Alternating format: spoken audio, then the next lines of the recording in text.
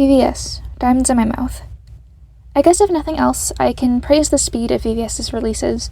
Their company knows how to capitalize on debut hype, and it might be the only good thing that VVS's team is doing if we're being honest. The intro, Free, is an ethereal R&B opening to the album that promises far too much for this album to deliver. I complained about T last month. I have nothing new to add. I'd hoped that the group would abandon this creative direction without actually expecting that they would do so. What a shame. Facts also hasn't aged well in the month since I first heard it.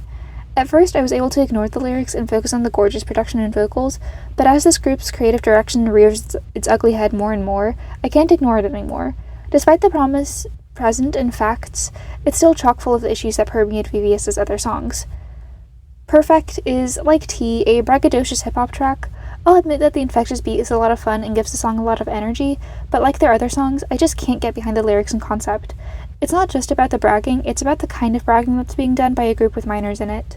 By the time you get to the title track, the problem with this group is well established. The empty bragging, the inappropriate lyrics, the, I'll be nice, borderline cultural appropriation, everything just comes together. Diamonds in My Mouth is just not a nice song to listen to. You feel like you're doing something wrong by just acknowledging that it exists. I've heard it once, and even that's too many times. Touch It is more of the same, far too much of the same. It's probably the most egregiously inappropriate song on the mini, and I didn't listen past the first chorus. And then you get to the tonal whiplash of the emotional outro track as if you hadn't been put through probably the worst that the K-pop industry has to offer concealed in one mini album. Excellent production, talented members, all put together to present a deeply problematic final package. It's fine, you don't have to love me, I'm the devil to just take you. Exin, Defend Myself. I kinda feel bad. So I like the dramatic, kind of ominous atmosphere created by the first verse and pre-chorus of the title track, Attention Seeker. It's really well done. The problem to me is the chorus. It attempts to continue that atmosphere with a sparse instrumental and whiny vocals. It just doesn't work for me though. I hate to say this because it feels mean, but I just don't think that the girls sound good in the chorus. They sound unpleasant. I get what they're going for, but it's not working. And then that chorus is followed by a quite frankly obnoxious rap verse and paired with some annoying ad-libs. It's just not a good listen. The song just feels overly ambitious, which feels kind of weird to say because it's not a super loud, super in-your-face song, but it's clearly aiming for something specific and just missed. Sabaha is at least more fun of a listen. Its instrumental is more full than Attention Seekers was, although not by that much. The chorus vocals still aren't great, unfortunately, but they sound a lot less strained and unpleasant. I also like the bridge, despite the rap. It's a fun little beat change. The song is still a miss for me, but it's way more listenable than the title track. Bitter Love is an R&B song with a stuttering beat and otherwise fairly sparse instrumental. I really hate harping on the girls' vocals, but I feel like, for the most part, they're too sharp on top of this softer sounding song. Also, while the mixing is fairly decent, I also think that the vocals are too loud on top of the instrumental, which makes their sharpness and pushiness stand out even more. The verses of the final song, Almost Done, aren't half bad. I don't mind the raps, and while the beat isn't really unique for this style of intense girl crush song, it's also not bad. The chorus isn't my thing though, it's just kind of annoying. It's the usual noise that I've come to expect from Exin. While I do normally agree with the notion that you shouldn't purposefully listen to artists that you know you're not going to like, I always come to new Exin releases hoping that I'll finally enjoy just one of their songs. So far, I have continuously been disappointed, and doing the same thing over and over again and expecting a different result is the textbook definition of insanity. But I do just feel bad that there's this new group that's been going fairly strong for the past couple of years whose music I find utterly unlistenable. Something about that just makes me feel like I'm in the wrong. Anyways, clearly this Exin album was, yet again, clearly not to my tastes. Maybe next time will be better, I guess. Probably not, though. Run it up, run it up. With Us, Indigo. Indigo is just a bit much, you know? It's not actually super loud, but it still somehow feels overwhelming. The second verse especially is a fucking trip, with a new eclectic and speedy beat that makes absolutely no attempt to transition smoothly to or from the chorus. The chorus itself isn't catchy or all that fun to listen to for me, despite the fact that I am often a pretty big fan of quirky, noisy boy group music. There's just nothing really for me to hold on to as a main hook or killing part or anything. It just feels like the song happens to you and then it's over. I mean, I think I like it more than the last song that I heard from them, but it's still definitely not a good release for me. Drop top, feel the raindrop in the rearview. They saying, oh my God, what's up? Tear the roof down till the sunrise. So you gotta hang it right. Meow. My eyes open wide.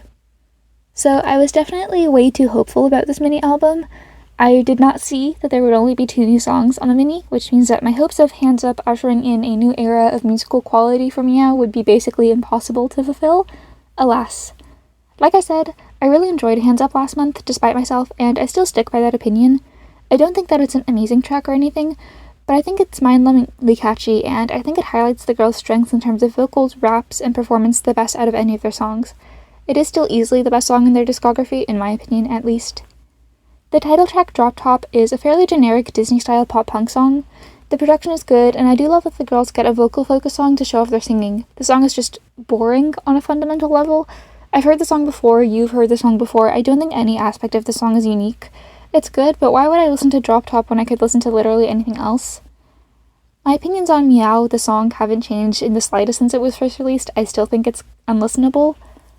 Body was a song that surprised me just because I didn't hate it on first listen, and I still kind of like it. It's catchy, the beat is kind of interesting, and I think it's a pretty decent showcase of what Meow's concept and members can offer. I wouldn't say that I like it a whole lot, but it's definitely my second favorite of all of Meow's songs.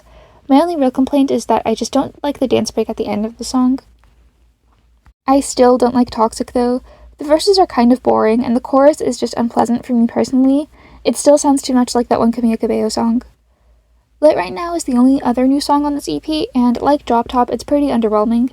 It's a pop R&B track with mellow energy and simple composition. It's not an unpleasant listening, just nothing special. I don't know how obvious it is, but I am kind of disappointed in this mini album, which is surprising because I didn't think that I could be disappointed by Meow prior to Hands Up, simply because I had realized that I was clearly not the target audience for their sound, and I had made peace with that.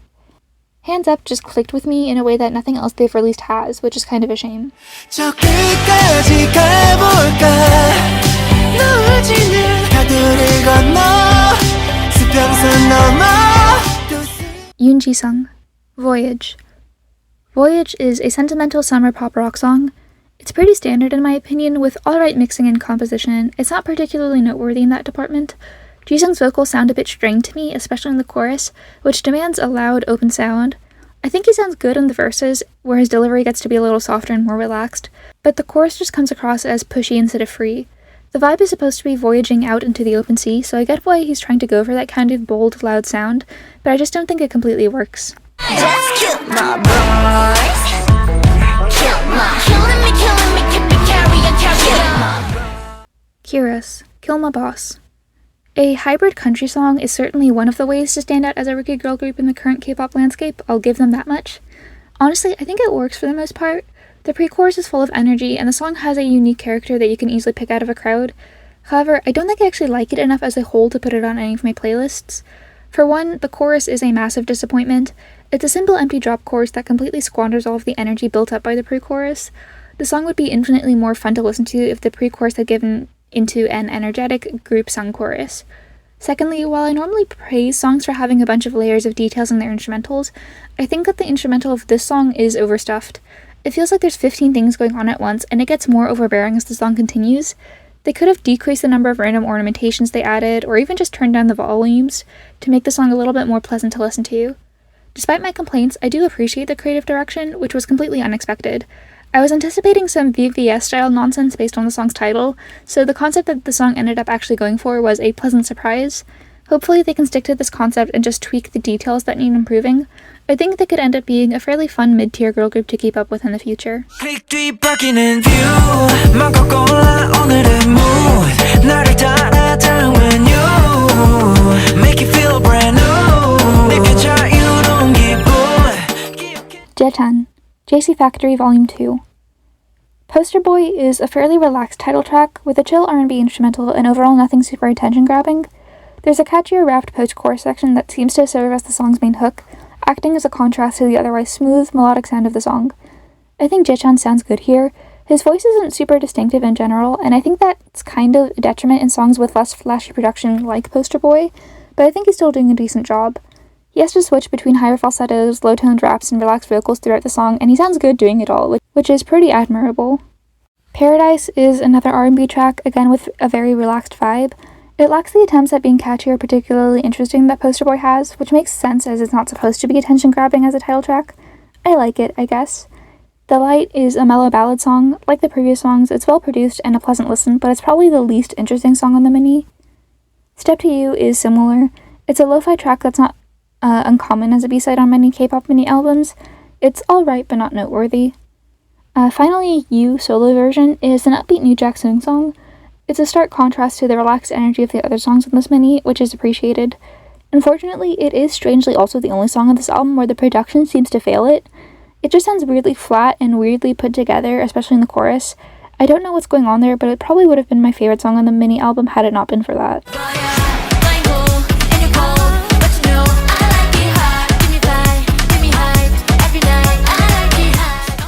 Black Swan, I Like It Hot. I Like It Hot is pretty fun, with incredibly high energy and a fast beat that propels the song forward. The girls' delivery of the lyrics really sells the song. They have a lot of attitude and deliver every line clearly. This is actually maybe my favorite single that I've heard from Black Swan so far, second only to Cat and Mouse. It's not a mind-blowing track, but it's a lot of fun and pretty well made. If I wanted to be more critical, I could say that the mixing feels ever so slightly flat, and that the second verse is not to my taste, but that's about it. I think this is probably the best interpretation of Black Swan's usual title track sound and concept that we've gotten from them so far.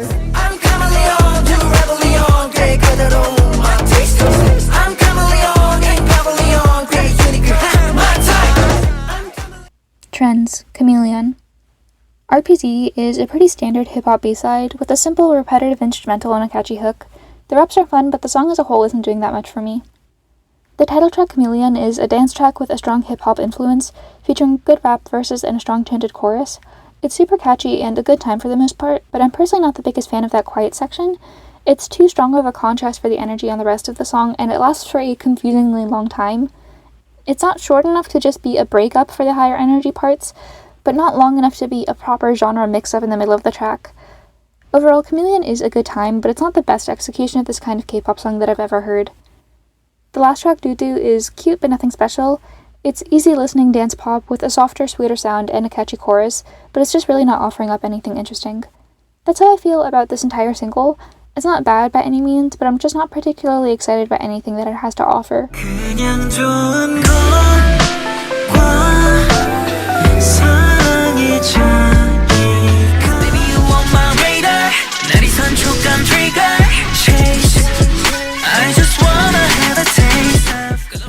Xion, Camellia, and Hwanwoong, Radar. Like last month with Connie and Lito's songs, I'm combining Xion and Hwanwoong solos into one section. Xion solo Camellia is a lo-fi song with some kind of jazzy elements. It really suits his voice, which isn't super powerful, but is pleasant to listen to on songs like this, that require little more than a nice vocal tone to be good to listen to. Camellia would need a really interesting instrumental in order to be anything more than nice background music, but it doesn't really have that, so while I don't dislike it, I'm also just not really interested in it. It's nice background music to study to, but not much else. Radar is the only dance track out of the 5 as pre-releases, which makes sense for their main dancer. I feel like it could have been the title track of an edgy 2017 boy group mini album, with a very electronic chorus and darker soundscape. It's not my favorite song in this style. It feels slightly empty, especially in the chorus, which sounds like it intends to hit much harder than it actually does. It's not bad and even a little bit nostalgic for me, but it's also not really particularly notable as a song in its own right. Overall, I'd say if I had to rank all 5 solos, it would probably be Soho's at the top, and then Connie's, and then Radar, and then Camellia, and then finally Sun Goes Down. But I'm still kind of curious about what the entire album is going to sound like if they're going to add more songs, because I haven't seen any track lists yet, and I probably won't look at it before the album release.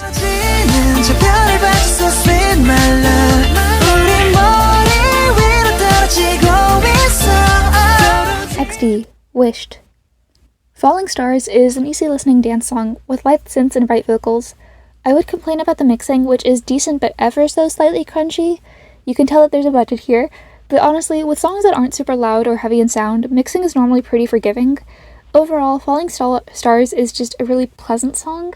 Compared to their last summer title track, Blue, back when they were still Seed instead of XD, Falling Stars is a lot more lighthearted and maybe slightly more generic. I really loved Blue, and it's slightly more intense sound, but Falling Stars is still a nice summer song, even if it might blend in a little bit with other summer K-pop releases. Wake Up, the B-side, is a pop rock song, and since it has a stronger, more intense sound, the mixing issues are a little bit easier to notice here. They really are quite minor issues, more something that you'd notice with good headphones but could probably overlook if you're playing the song on a standard laptop or phone speaker. The chorus isn't quite as energetic or full as I want a summer pop rock song to be, and the song is also rather generic, but it's not too bad. Falling Stars was definitely the correct choice of title track, though it was just like a nicer listen and therefore a better reivew song in my opinion. What's your love language? What's your love language? 너를 더 알고 싶어. TXT, Love Language. Love Language is very reminiscent of some of their 2019-2020 era B-sides. It's like a summery version of Can't We Just Keep the Monster Alive, and while I do really enjoy that era of TXT's music, I do think that there's a reason that the songs that Love Language is similar to stayed B-sides. Love Language feels a little bit empty and lifeless, with what sounds like a fairly bare-bones instrumental and a kind of weak hook. I like the members' delivery on the track, but aside from that, I don't think that I'd give the song a second thought. Aside from being kind of similar to TXT's older B-sides, Love Language is also seemingly invoking a 2016-2017 style of tropical house vibe. I'm pretty sure that Love Language isn't tropical house, but the atmosphere, the empty chorus, the fact that it's released right before summer, all invokes an era of K-pop that I'm vaguely nostalgic for, but didn't really enjoy all that much when it actually happened. I don't know, I was excited for Love Language based on the teasers and stuff, but honestly, I think it's easily the weakest single that TXT have released to date. You're my summer. We burn bright and brighter. Yoon Sejun, You're My Summer. Summer is a very sentimental pop rock song with a classic nostalgic sound. Sejun sounds good here, his voice is super emotional, and he's not as polished as I'm used to hearing him, which really suits this track. Way Better as a company generally have good English songs, and Summer is no exception. It's not going to blow anyone's mind, but it's a perfect song for summer evening drives when you're feeling particularly like you're drifting between past and present. The B-side, Forever, is an R&B song with a similar emotional direction as Summer. It's much more regretful and sad though, with lingering memories that can't seem to completely fade away. I love the synths in the instrumental, they're gorgeous and give the song a really nice ethereal feeling, and Sejun once again really delivers with his vocals. I thought this was a pretty solid solo debut, although it's not super attention-grabbing necessarily, it feels authentic, and it highlights Sejun's strengths as a vocalist. It's a new style that I'm not used to seeing from his time in Victon, and I look forward to his future releases. Don't tell me that you're gonna miss me. Just tell me that you wanna kill me. Jin, Echo.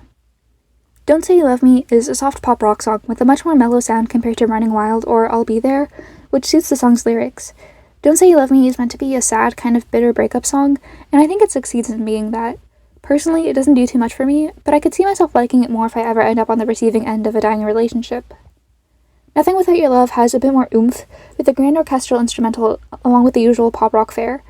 It feels much more like an OST track, and I can just see the montage happening while Nothing Without Your Love plays in the background.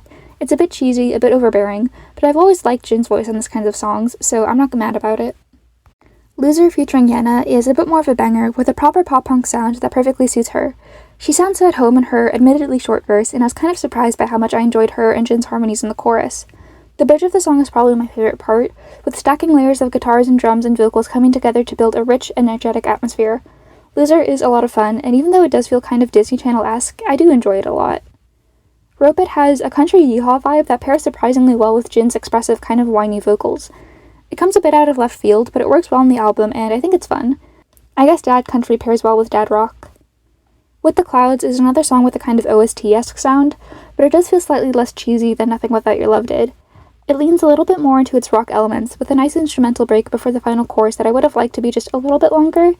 It's still nothing too special, but it appeals to me a little bit more than some of the other songs on this album. Background is more of the same vibe, with a slightly slower, almost grander and more solemn sound to accompany the emotions. Something about it really draws me in, maybe I just like my ballads more on the dramatic side. To me, Today is a brighter pop rock song to close the album.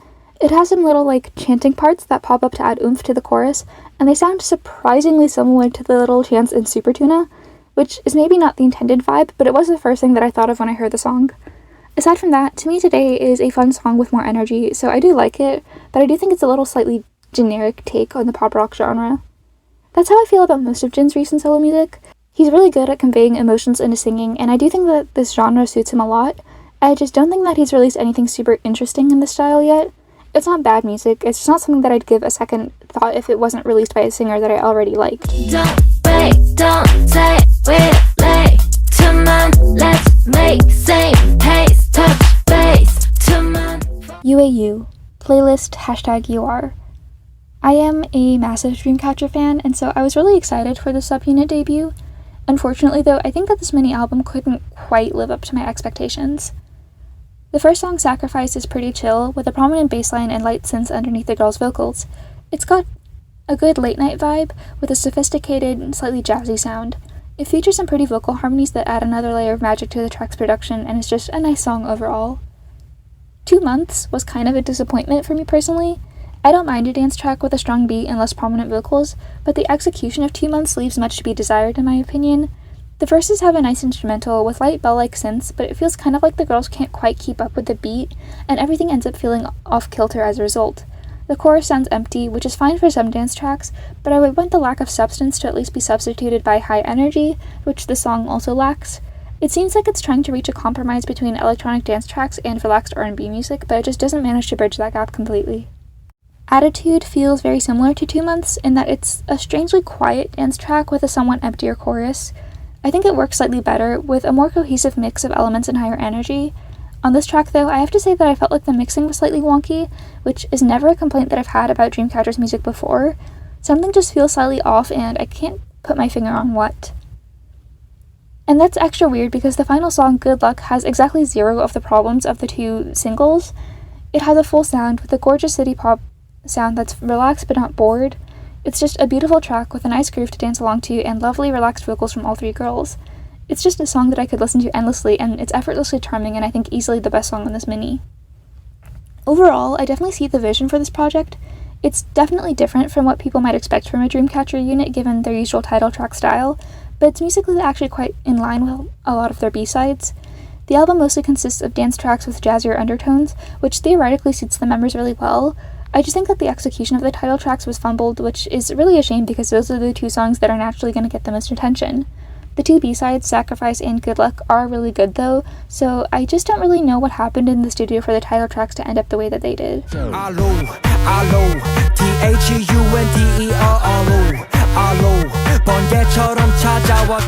17. Happy Birthday.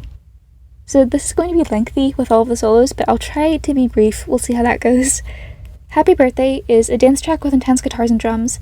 The chorus is powerful, with a fun rock sound that packs the song full of energy. It's a great song to open an album with, starting off the album with a bang. It feels triumphant, a real celebration of 17's decade together so far, and an exciting look into the future. Thunder is another powerful song with a heavy EDM sound and an infectious beat. The verses are a lot of fun, everyone does a great job hopping on top of the beat to deliver their lines. I would have loved a more melodic chorus instead of what we got, which is more beat than melody. Based on my own taste, I would have preferred Happy Death Day as a title track. Thunder isn't quite as satisfying, although it's certainly catchy enough to stick in my mind. Bad Influence is just not my thing. It feels kind of empty and boring to me, and while I'm not always opposed to stylistic use of autotune, I don't care for it on the song. Bad Influence just trudges along with a slow, heavy beat and feels longer than it actually is. The self-censorship in the song is also annoying. I wish they just talk their shit with their full chests, you know? The 8th solo, Skyfall, is similar stylistically to his recent solo EP Stardust, with a spacey electronic sound. It's a nice listen definitely, and I'm kind of glad that he's being consistent with his solo music to really define his musical identity. Skyfall still plays well with the other electronic heavy tracks that open the album while having a distinctly dreamy atmosphere.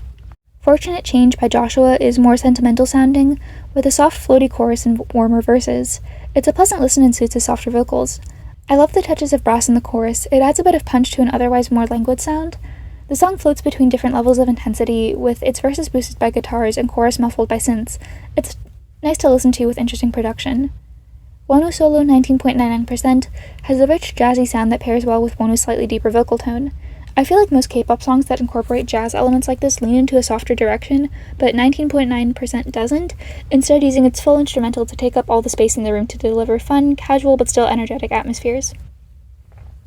Seungkwan's solo Raindrops is a rock ballad that fully utilizes the power and emotion that Seungkwan's vocals can deliver. If I'm not mistaken, Ha Hyun-sang is in the writing credits for the song, and Raindrops definitely feels like the kind of rock ballad that he excels in. That being said, I tend to like rock ballads best when their singer uses a slightly rougher delivery to really make it feel like they're bearing their souls on the songs, and Seungkwan's delivery is slightly too polished in my opinion. He still sounds great, obviously, I just wish he sounded a little bit more like he was in pain or something. Damage by Hoshi featuring Timbaland is a fun dance track with a nice bass riff building the groove and relaxed vocal delivery from Hoshi. It's nothing too special, but it's very up my alley. I love a dance song that lets the bass guitar do most of the talking. The song is also a nice break from the gradually building emotional intensity of the previous tracks.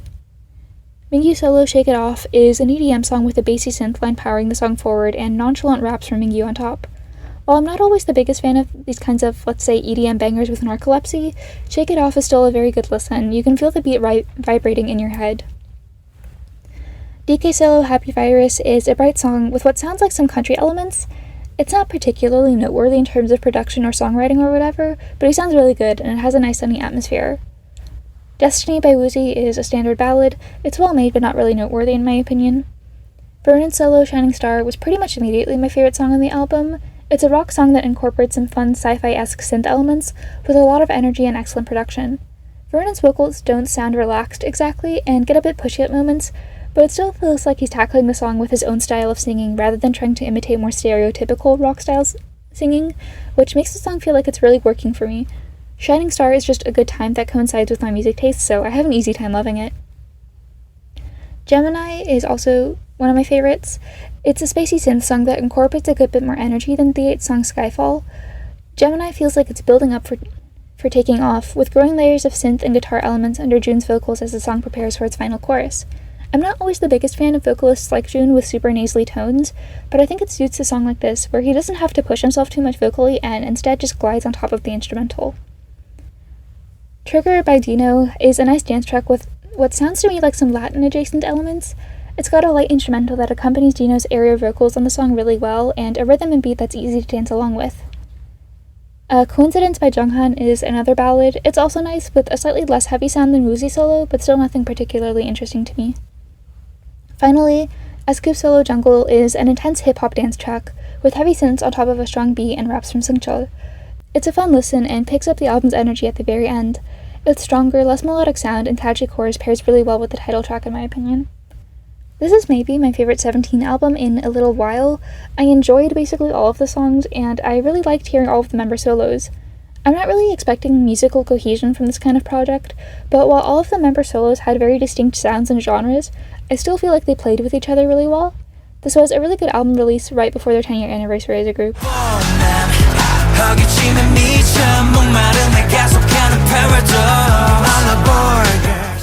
At last, Verses.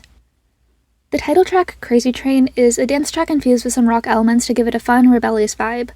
It seems like LS have fully abandoned their classical crossover stuff they did earlier in their careers, at least as far as title tracks are concerned, and for me personally, Crazy Train has probably been my favorite title track of theirs since that stylistic change. It's not revolutionary or anything, but it's a lot of fun with a similar energy to some classic third-gen dance songs. Also, the mixing is leagues above what I heard on their last comeback, which does definitely help the song in my opinion. All in all, Crazy Train is just a good song with infectious energy that I can't be mad at. Gotham has a deeper sound, with a catchy chanted chorus and heavier emphasis on its percussion and raps. I like the raps more than I thought I would. They stand out from each other instead of just blending together the way that raps from non-hip-hop oriented groups sometimes can. Gotham is a quintessential dark boy group song that was probably considered for the title track position at some point, and while I have a good time listening to it, I am glad that they went for Crazy Train instead. Emergency is a more synth-heavy track with a similar vibe to some of their earlier B-sides, at least in the first verse. The chorus clunkily transitions to a loud, heavy sound with less than stellar mixing. I don't completely dislike what Emergency is doing, it's just not executed super well, which is a shame. Drive actually manages to stick to a sound that its first verse promises, which I appreciate. It's got a bright city pop sound featuring a richly layered instrumental and high but not overbearing energy. It's just a great song by my music taste, and easily my favorite song of theirs since their War mini album in 2022. It's just really pleasant and kind of fun, so even though it doesn't really mesh well with the other songs on the album, I am glad that it was included. Finally, Misery is a jazzy song with a good late-night vibe. Its instrumental is also nicely layered, which means that despite being a bit lower energy, Misery doesn't feel, well, miserable to listen to.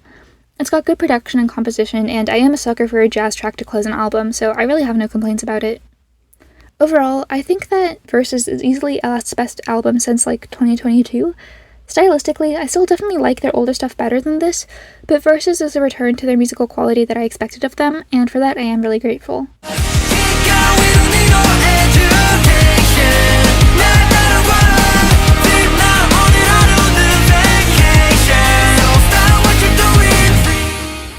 Kickflip.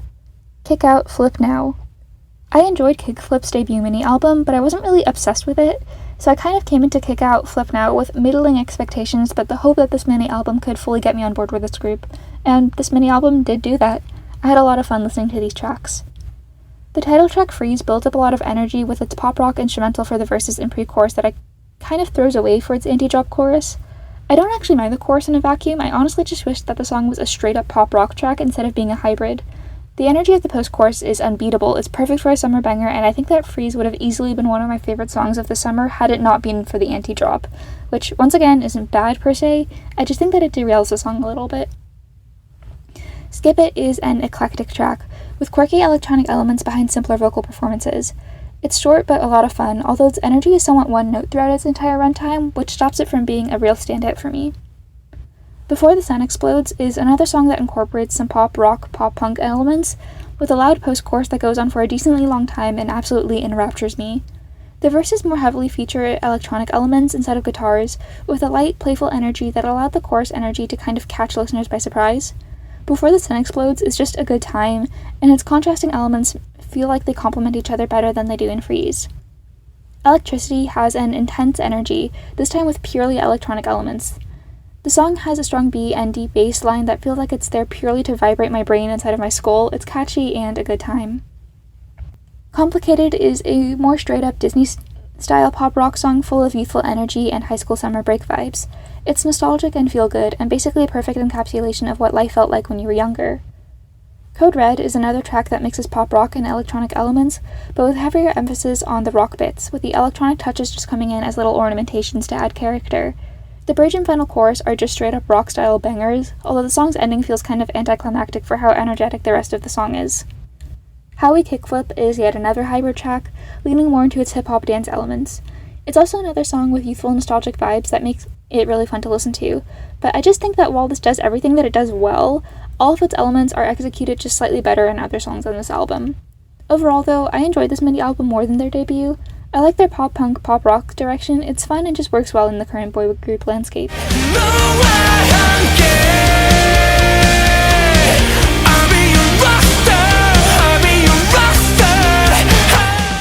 Kim Jae-jung, Beauty in Chaos. In Chaos is a pretty fun rock track. It's super high energy, fast-paced, all of that. All of its different sections, verse, pre-chorus, chorus, go by fairly quickly, so the song feels like it's going at a breakneck speed and you have to rush to keep up. It's a great summer song, perfect for a road trip playlist. Rockstar is a dramatic, emotive rock song. It's not as fast-paced as the first song, instead choosing to draw out its lines in order to really convey the intensity of the narrator's emotions. The vocals are powerful and make it impossible not to be drawn in and fully convinced of the narrator's wants and desires. It's not quite fully to my taste as a rock song, but it's still a good listen. Miracle has a more raw sound, with scratchier vocals and a more intense instrumentation. The rougher sound is a nice contrast to how polished most of Jae-jung's songs are, at least from the ones that I've heard. It's obviously not as clean of a listen, and there's moments where the mixing feels a bit flat, but I really appreciate the overall effect that Miracle has on the listener, as a more honest, more vulnerable track that doesn't try to be all smooth and polished. Last Vow is just as dramatic in tone as Rockstar, and it backs up its dramatics with some really fun running synths in the background of the pre- and post-chorus that give the song a kind of video gamey feel. Its instrumental overall is probably my favorite on the mini-album. It's super intense, but the separate parts don't overpower each other the way that they sometimes can in louder songs. Everything just stacks together nicely, and if you pay a little bit of attention, you can pick apart each separate layer easily. Golin's sound isn't as loud as the other songs, but it's no less intense, with a deep bass and percussion line that easily commands attention, and a lower chorus vocals that pair nicely with the instrumental and contrast against the singing style used in the other songs. Golin is more of a dance track with electric guitars rather than a straight-up rock song, which makes it easy to groove along to but slightly less fun to sing along with. Overall, this was a pretty solid mini-album. Judging's style of rock is a lot of fun for me, but it's not exactly my preference when it comes to the genre, so I'll have a good time listening to his stuff, but not come back to it all too often, and I suspect that this album will go the same way. Wherever you go, I go. I'll always be your echo. Oh, you're so special, special. Now I will never let go. A Bloom, Echo. Never Far Away is a gorgeous ballad track that basically just allows the girls to flex their vocals. Their emotional expression is top-notch, and their voices are distinctly beautiful but pair together wonderfully. It's a great opening song for the single, lending the release some strong emotions and a sense of sincerity. Echo, on the other hand, is a more lighthearted pop song with summery vibes. It does basically everything that made Cupid so successful, leaning on the heavenly combination of Shio and Anan's vocals in the chorus. The song is pretty simple in composition, making it easy to listen to.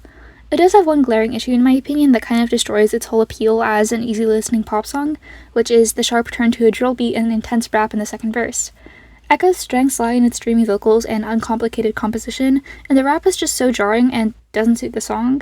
It doesn't necessarily take away from how gorgeous the chorus is, but it is entirely unnecessary, and I'm sure the songwriters could have thought of some other method of giving Zayn a highlight part in the song. Baby, I heard you're a good thing. It's really, really, really good. Baby, I heard you a good thing. i-dle, We Are. Good Thing theoretically should be right up my alley as a fan of pop punk and as a fan of second-gen K-pop and all that, and there's definitely aspects of the song that I enjoy. I think Neon sounds great on the pre-chorus, similar to how she was on Tomboy, rough and powerful and perfectly suited to that verse. The chorus is catchy, and there's layers in the instrumental that mix actual instruments with the electronic elements that combine to create a really fun effect. I think that's all that I have to say about Good Thing as far as positives are concerned. As catchy as the chorus is, I don't think any of the members sound particularly good on it. The effect is grating in a weird way. It's definitely intentionally obnoxious to a certain extent, in a way that a lot of second-gen songs were, but it lacks the weight that a lot of my favorite songs from that era had. It's not doing enough. The hook isn't strong enough to properly engage you, and as a result, what is there comes across as annoying instead of completely fun, to me at least. Good Thing is definitely a song that would have benefited from an outro similar to what Queen Card had. I think it would bring up the energy of the song a lot, and pop punk is particularly suited to that kind of production choice, in my opinion. I don't know, Good Thing just feels incredibly half-baked. It has some potential, but it feels like it's content with that and isn't trying to push even a tiny bit more. Girlfriend is definitely a more successful attempt at a bratty, feel-good pop rock song. It's high energy and actually builds up to its sing-along chorus rather than just jumping into it. The rap in the second verse is really good as well, and I don't mind that it breaks the energy of the song. The lyrics are fun and easy to sing along to, and even if the English hook isn't technically grammatically correct or anything, a song like Girlfriend doesn't need to be good grammatically. Its energy is so infectious and basically conveys the message of the song all on its own. Who needs some lame boyfriend when you can just have a blast with your girlfriends? Girlfriend is probably my favorite i-dle song that I've heard in a while, and I do think it succeeds completely in what it's trying to do. Love Tease is also a pretty good time, with a deep beat propelling the song forward in a catchy chorus. It's nothing super notable in terms of production or lyrics, but it's a nice listening, a good accompaniment to the overall message and vibe of Girlfriend and Good Thing, with a bratty confidence that really suits i-dle. Chain is a typical mini-produced i-dle track with a floaty, synth-heavy sound. Maybe she exhausted her creative touch a little bit on her solo album, because Chain is just a lot less interesting than her usual work, which I normally eat up. Chain is a bit one-note, which is a shame because I like its style. Unstoppable was a really pleasant surprise for me. It's an R&B track with surprisingly robust chorus vocals on top of a relaxed but rich instrumental. Mion's vocals are bordering on that high-pitched kind of shrill sound that I strongly dislike, but it doesn't quite overreach and instead just adds power to the song. Finally, If You Want is a ballad with good production and emotional delivery from all the members, but nothing really notable. Overall, this was my favorite i-dle album since I Never Die, I think. None of the songs felt samey, but there was a decently cohesive through-line of attitude that tied everything together pretty well. There was a lot of resting on this comeback, considering that it's their big rebrand, and while this isn't close to being my favorite release of the month, it's pretty solid in my opinion. Lose control. Each wake up call, I wake up calling until you awake. Koi Cat, Wake Up Call. Wake Up Call is just a really fun dance track. The beat is fast and propels the song forward, and the instrumental is rich with some gorgeous synths. I like her vocals in the verses, where her full tone is a nice contrast to the lighter instrumental, but I will say that, to me, she sounds slightly strained in the chorus, and the mixing sounds a bit flatter than I'd like. This is nitpicking though, I don't think it's all that noticeable, and certainly doesn't take away from how much fun Wake Up Call is. I'd highly recommend it if you, like me, are the kind of K-pop fan who still has Alice's Dance On repeat. I think the song and Wake Up Call have similar, unbeatably infectious energies.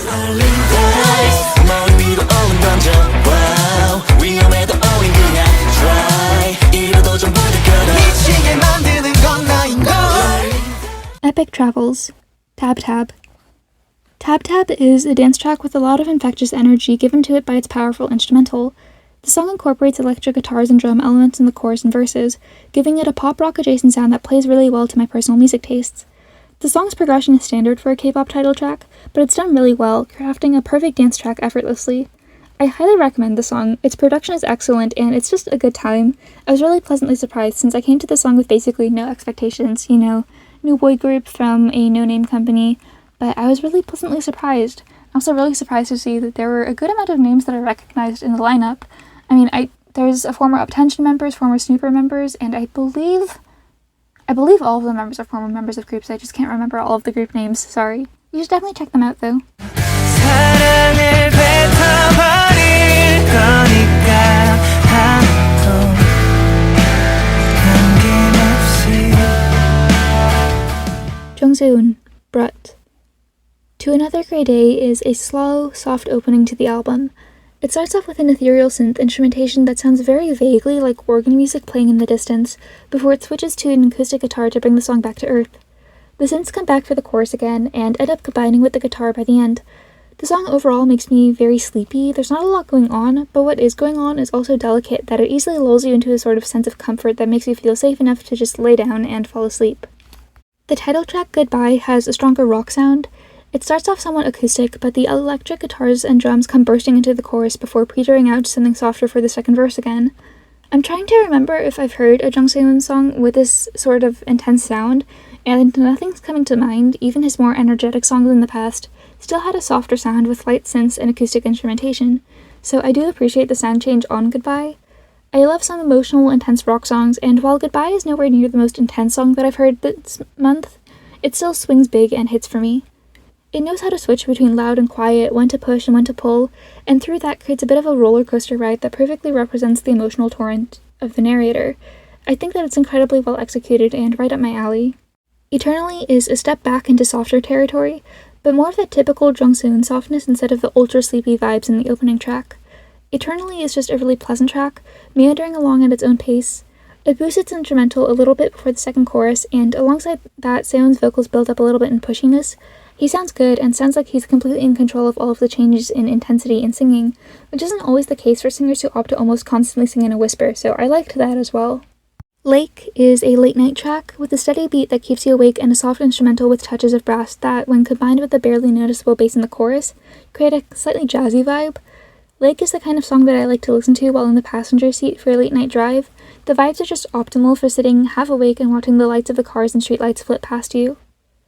By Your Side has a more prominent bass riff in its instrumental, which, of course, instantly endears it to me. It's a song with more comfortable, sleepy vibes, and probably my favorite instrumental on this album. There's the aforementioned bass riff, but also I like the little guitar solo included, and the touches of strings that appear in moments. It's just good vibes all around and sounds great. I feel like Brett has a similar atmosphere to my favorite Jungseun album, 24 Part 2. Both albums portray his usual choice of genres and sounds in a slightly moodier light, which makes them more appealing to me than his usual slightly brighter but still very soft sounds.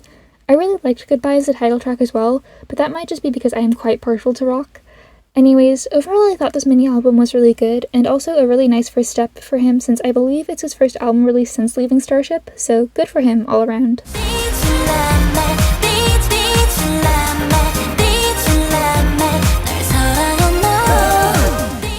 Shin Ji-yoon, Did You Love Me? Did You Love Me is a really fun dance track with a bit of a retro atmosphere. Ji-yoon's vocals are light and easy to listen to, and the instrumental is sparkly and gorgeous. My only complaint is that I don't really care for the rap verse and the way that it completely halts the song's energy, but that's a problem that I have with a lot of K-pop songs. I'm sure I've complained about that with at least one other release this month. Aside from that though, I did really love Did You Love Me? It's just a good time and perfectly captures the fun and naivete that comes with first loves. I also really liked her debut, Yellow Light, so I am kind of hoping that we get an EP or something from her at some point. I'd be really excited to listen to that. 너를 위해 할 수 있는 일이 내게 있다면 몇 번의 계절이 지나도 변하지 않는 눈처럼 n.flying, Everlasting. The album opens with Songbird, which is a fun, high-energy track with an orchestral instrumentation backing up the usual rock elements in the song, creating a rich atmosphere. It's kind of wild getting a Korean version of a song originally released like 6 years ago, but I'm not going to complain. The song has the right grand, victorious energy that a 10th anniversary album needs. Everlasting, the title track, is a more mid-tempo track, and it uses synths and keys to supplement the richness of an orchestral sound. It's by no means n.flying's best title track. Moonshot will likely never be replaced for me, but Everlasting is still a fun, excellently crafted song with a typical K-band sound, so if you're already into that, you'd probably have a good time with it. Rise Again has a bit of a wilder sound, with a chorus that's reminiscent of an electronic club song. Like Songbird, it feels like a victory track, and it's a lot of fun to sing along to, even if us mortals might struggle to keep up with Wesung's belting. Love You Like That is lighter in sound, and I really like the little guitar section included before the second verse. It sounds a little bit like conversation between two instruments. I don't know, it's cute and it suits the lighthearted sound of the song. Love and Memory is more sentimental, with some ballady tendencies, at least to me. It's a bit of a forgettable middle of the tracklist song, but it's alright. Still You is a lot more emotional, with powerful vocals in the chorus backed up by a comparatively light instrumental. It really makes it feel like the narrator is just trying to scream his emotions out for a little bit, and I like that. Happy Me is fluffy and easy to listen to, with a more acoustic-sounding instrumental and relaxed vocal performances. It's just a cute little summer B-side. Born to Be has a strong beat, with more intense percussion giving the song a powerful, stompy feeling. It sounds like a bold declaration of their dreams and ambitions, and I feel like its inclusion on this album is meant to signal that, despite the amount of success that they've already seen in their 10 years active as a group, n.flying is still determined to continue growing and reaching for the stars. It's a strong message conveyed excellently by the song's composition. Run Like This has strong summer break energy. I have very little else to say about it. It's fun, it's great for the season, it feels kinda like it could be in a school drama OST. Mobius is like Rented This, a song with infectious energy that makes you just want to get up and run through fields of flowers or something. It reminds you of the good old days and want to recreate them, in the hopes that maybe those old feelings can cycle back into your life, at least for a little bit of time. Time changes, but feelings don't have to. That's the kind of hopeful, nostalgic energy that I get from Mobius. Log has a similar vibe as the title track Everlasting. It's a bit slower than some of the other songs, and feels like it's a chance for the members to reminisce on their careers and look forward to what the future has to offer. Finally, Stand By Me is another 6-year-old song getting re-recorded, and like Songbird, I think it's a perfect choice for this album. It has a bright, jubilant energy, and the message of the song of continuing to stand with people over the course of many years and many challenges is a perfect conclusion to an anniversary album. Everlasting is probably not going to end up being my favorite n.flying album, but it feels like a triumphant return to the music scene for them, considering that it's been almost 3 years since their last album release. The fact that coincides with their anniversary is so perfect, it makes everything feel even more special. 내일이 오면 오늘보다 나아지겠지 쓰라리는 이 상처가 좀 덜 아프겠지 미소를 되찾는 나를 기다려 Maybe tomorrow. Day 6, Maybe Tomorrow. In the wake of the success of Wood's B-side Drowning and Day 6's Own Happy, I guess the Day 6 have decided to continue giving the depressed people of the world another anthem. Maybe Tomorrow is simultaneously depressing and hopeful. It's about going through life feeling miserable and thinking that maybe tomorrow everything will finally be, not good necessarily, but better. Despite everything proving the contrary, the narrator continues to hope that eventually something good will happen, despite the fact that the narrator themselves admit that the tomorrows just keep on piling up, that those brighter days just don't seem to have come yet. Despite this, the narrator holds on to that sliver of hope. It's been a stormy season, but maybe the sunshine will be able to break through the clouds tomorrow. The B-side Game Over is about a relationship that's well on its way to being over. The narrator notices how his love interest has no more time for him, how he was the only one pulling the relationship along because he was the only one who seemingly wanted it to continue. Game Over is the narrator realizing that he doesn't know how to continue with the current situation, and finally decides that they should just end things because there's no hope for the future. Soundwise, Game Over is slow and melancholic, without any of the traces of latent energy present in the title track. It's a nice low-tempo B-side, and sounds kind of like some of the songs off of Moonrise, in my opinion. Overall, I enjoyed the single. It's nothing revolutionary from Day 6, they've definitely released more interesting music before, but it was still good, and the emotional rawness that I expect from them was still strongly present. 누구야 너는 우리 top dog league 우리를 새긴 plain white tee 내가 원하는 자리가 first class seat Who's that? It's me Duh P1 Harmony, Duh. Duh is basically just a rehashing of Killin' It, and I'm not really mad about that. If it ain't broke, don't fix it, you know?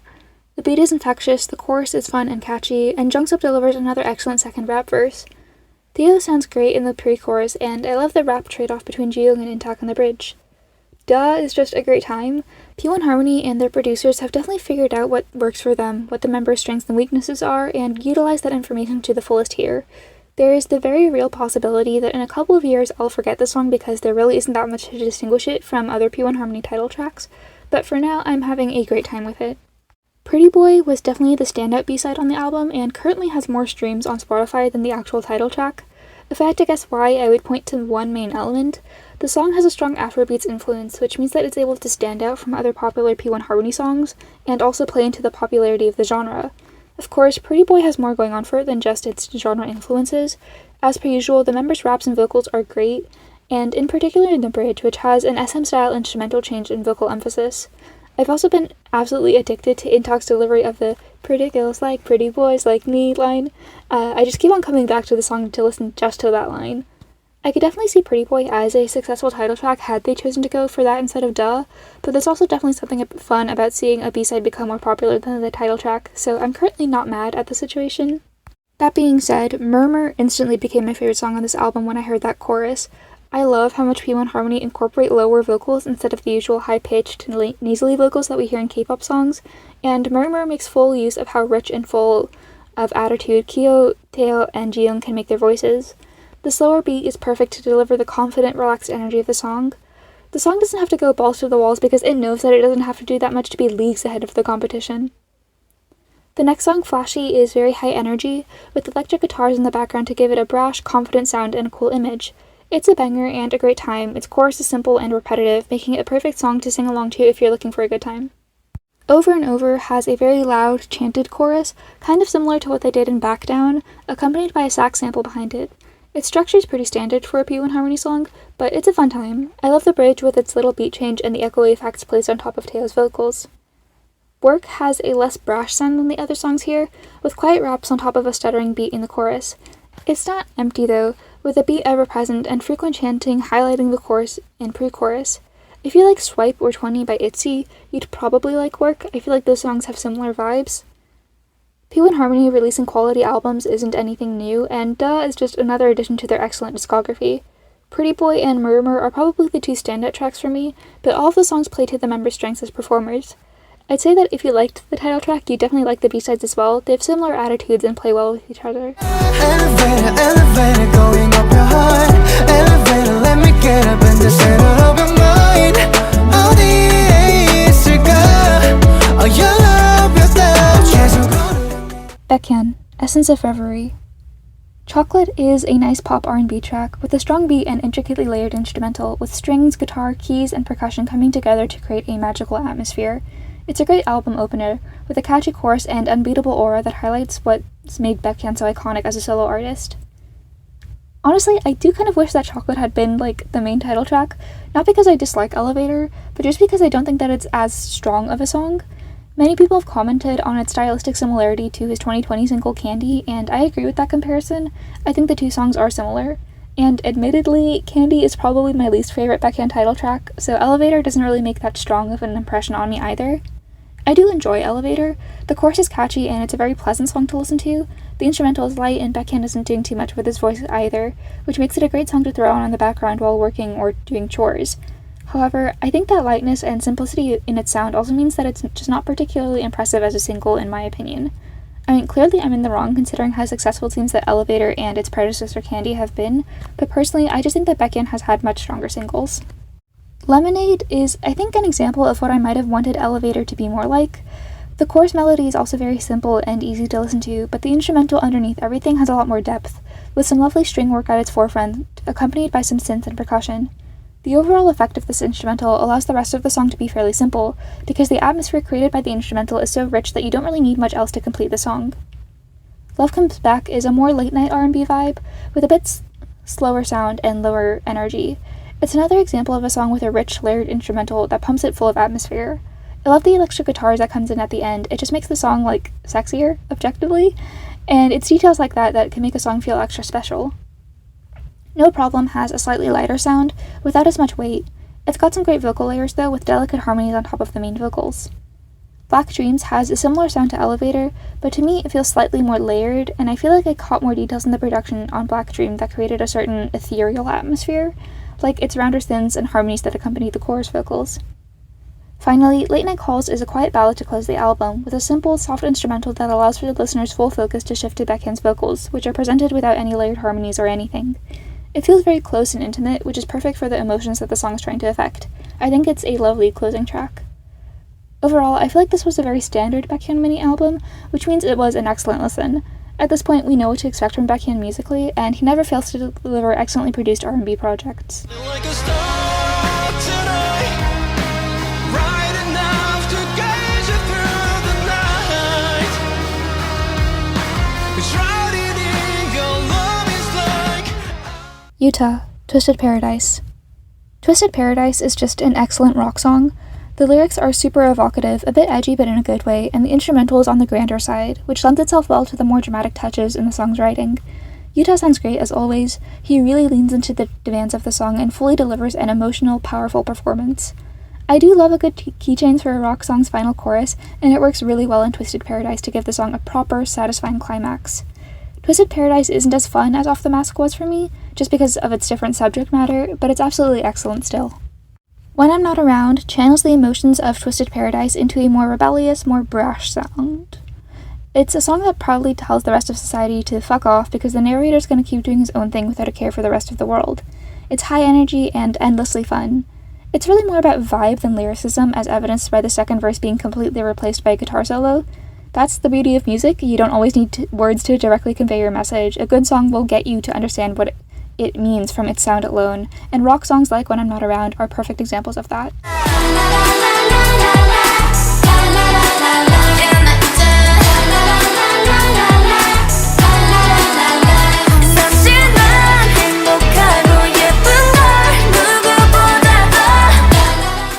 Triple S, Assemble 25. I've complained about the repetitiveness of Triple S's La La La heavy title tracks, but I really do love how they're used in Are You Alive? They're kind of distorted, giving the song a haunted atmosphere that pairs perfectly with the darker atmosphere it's trying to portray. I do wish that the verses were longer and had more time to breathe, because I love their incorporation of different musical elements, like deeper strings and synths to distinguish themselves from the simpler chorus. Especially when you're cramming 24 members into one song, I think that the verses would be a great place to allow each member's lines to stand out. Aside from that though, I do love Are You Alive? It delves further into the darker themes that were present in Girls Never Die. Detective Sosol is a high-energy drum and bass song with addictive verse instrumentation featuring bassy synths and a stuttering beat. The chorus is high tension, with group vocals that sound almost shouted and a beat that sounds like it's full of energy, almost to the point of bursting. It's just a really fun song and an easy pick-me-up. Firework Diary is a synth track with a bit of a funky edge that I find impossible to resist. The touches of brass in the verses add a lot of character, and the chorus is quiet but bouncy sound is easy to listen to, with a certain addictive quality that makes me keep on coming back for more. The song mixes smooth and staccato sound to create a very satisfying overall sound. Love Child is a song with a soft sound. It feels like an entry from a young girl's diary, with a delicate vulnerability that's perfectly portrayed by the stuttering instrumental with quiet synths on top of the beat. Persona is a true spiritual successor to Generation, with a similar instrumental landscape, combined with a catchy group chorus that reminds me a little bit of 24. It's just a lot of fun for me, with an effortless allure that gets it stuck in my head despite the fact that it's not particularly repetitive or flashy. I can very easily imagine this song sneaking its way onto my Spotify Wrapped, I just can't get enough of it. Too Hot is another one of those Triple S songs that's super high energy without being super loud. I swear to God that chorus has been stuck in my head basically all month, and I love the layers in the instrumental that we get in the verses. Instead of really changing the instrumental for the song's different sections, it feels more like the producers are just adding more and more elements, stuffing the song full of more and more energy. The only exception is the bridge, which gives the song a little point to reset before the final chorus. Diablo would have, in some regards, been a better title track than Are You Alive? It replaces Triple S's signature la la la's with some na na na's, and its verses, while still really short, feel slightly less rushed to me than they did in Are You Alive? However, Are You Alive had a more distinct, almost horror-like atmosphere and higher energy, which felt more befitting of a title track. I do personally like Diablo more as a song than Are You Alive? The chorus is dreamy and addictive, and its slightly longer runtime allows Diablo to unfold and expand more than Are You Alive did. Friendzone incorporates classical elements and airy chorus vocals to create a very elegant atmosphere. Triple S's incorporation of falsetto vocals has definitely gotten better in my opinion. Despite my aversion to them, their use in Friendzone feels appropriate to give the song a sophisticated, fluttery sound that they're aiming for. Love to Love is a fun electronic song to close the album. It's got a cheerful, kind of cheesy vibe, a lot of energy, and a very catchy chorus that's easy to sing along to. It feels like the Triple S version of the 2010 summer anthem. Despite its low ranking here, I still really enjoy listening to it. It's just not the kind of song that I would seek out on my own accord. I feel like I say this about most recent releases from artists that I like, but Assemble 25 might be my favorite of Triple S's album so far. Stylistically, it still leans a lot into the elements that Triple S is known for, but I think the individual songs on here are probably the most memorable of any Triple S project. I had a lot of fun listening to this album.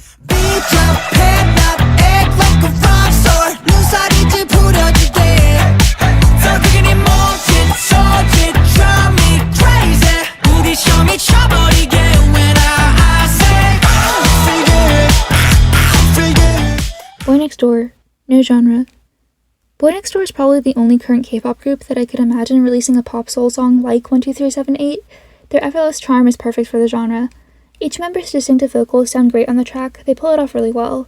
You can hear them smiling into the chorus and can't help but to be enchanted by them and by the song. I'm never not down to listen to 12378, it's just such a perfect pick-me-up and instantly puts a smile onto my face. I Feel Good is also a lot of fun and immediately became one of my favorite Boy Next Door singles. The combination of rock, hip-hop, and funk elements is perfect for them.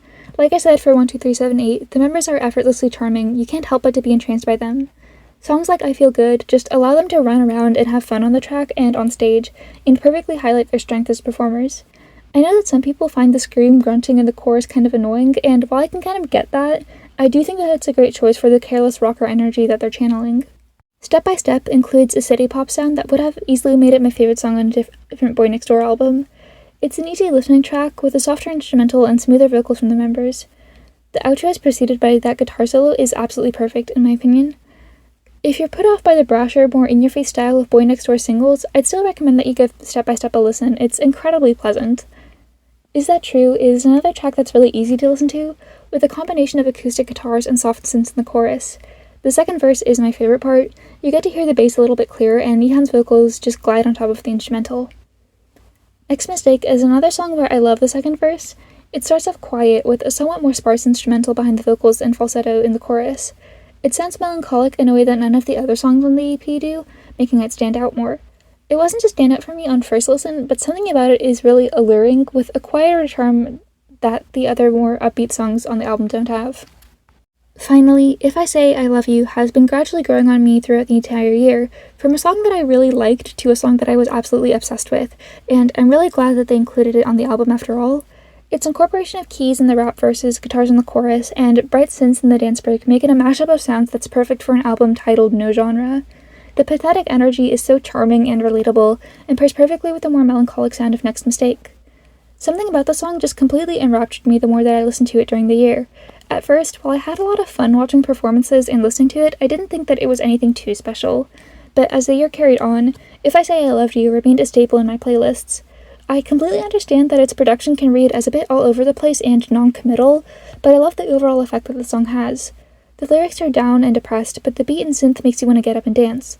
For me, it's just a perfect encapsulation of the tumultuous journey that is young love, and for that it's been one of my favorite K-pop songs released this year. If it weren't for the strong emotional attachment that I have to 19.99, No Genre would easily be my favorite Boy Next Door album, and objectively, it's probably the strongest project that they've released so far. It's got a very distinct identity, combining multiple genres to create one cohesive but unique piece of music. Of course, I do wish that the songs were longer so that we got to explore their separate genres and themes more thoroughly, but I think that everything that was presented on this album was excellently crafted. I think in a couple of years' time, this album will still stand out as a peak in Boy Next Door's career. Yeah. Push me too hard, tell me to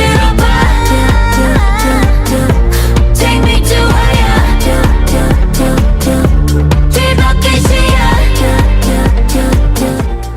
Irene and Silky, Tilt.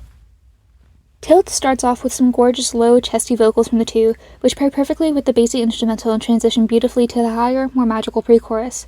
The chorus is repetitive, with echoey vocals and a beat that pierces you to the rear core. The layers in the song's instrumental make you feel like it's unfolding in front of you, or like you're traveling deeper into the center of a spiral. You have to listen to it with a pair of good headphones, trust me, the experience is absolutely magical. I'm going to ignore the elephant in the room regarding the feature on What's Your Problem. Most likely it was completed and printed before the whole scandal. I've said before that she has a Disney Channel flow, and while that might work on certain styles of songs, I don't think that it works on What's Your Problem. What's Your Problem is, as promised, a 90s hip-hop adjacent track with a catchy beat and looping instrumental in the verses. The pre-chorus is softer in sound, and the way that Irene and Silky's voices layer on top of each other is so gorgeous, which is repeated for the bridge, which is easily my favorite part of the whole song. It's a catchy track on its own, and while I understand why a rap feature was included, considering the song's style, they definitely could have chosen someone more suited to Irene and Silky's more refined, elegant style. Irresistible features an acoustic guitar paired with soft layers of vocals and synth, creating a magical and, well, irresistible atmosphere. It's another song that demands to be listened to at full volume with good headphones so that you can catch everything going on and fully immerse yourself in the song's waves. The little break in the instrumental at the start of the final chorus, which is just vocals for a couple of seconds, is really the cherry on top of this already excellent production, and really lets you appreciate how rich the song is. Girl Next Door has a much more powerful sound, with heavier drums and a rock-adjacent sound paired with louder, pushier vocals from the girls. Irene and Silky's concept is perfectly suited to this kind of glamorous, slightly edgy sound. It pairs perfectly with the restrained elegance of the other tracks. The bridge for Girl Next Door is once again the highlight for me. It removes some of the more attention-grabbing elements of the instrumental to lighten the sound for a moment before knocking you flat on your back with the reintroduction of all those elements turned up to 11 for the final chorus. Trampoline has a darker, more mysterious atmosphere. Its synths and vocals create a light, floaty feeling, while the electric guitar interspersed within the song adds a bit of weight and intensity. I wish its verses were a bit longer and more developed, but the song's overall atmosphere is so excellent that didn't even come to mind until I was a couple of listens into the album. Heaven would have honestly been a great opening song in my opinion. It's maybe the most atmospheric song on the album, with a simple instrumental and overall less flashy production. It feels like the kind of song that could lure sailors to their deaths, you know? With a gradually building intensity that you just don't notice until you're already in too deep. Overall, Tilt is easily one of the best albums in Red Velvet's entire discography in my opinion. The production is unbeatable, and it really makes use of Irene and Silky's lower registers to create rich harmonies that permeate every track. Every song is gorgeous and just pulls you in deeper, pairing perfectly with each other to build a rich atmosphere across the entire project. Tilt showcases the best of what Red Velvet can do with their Velvet concept and is pretty much a perfect release to me.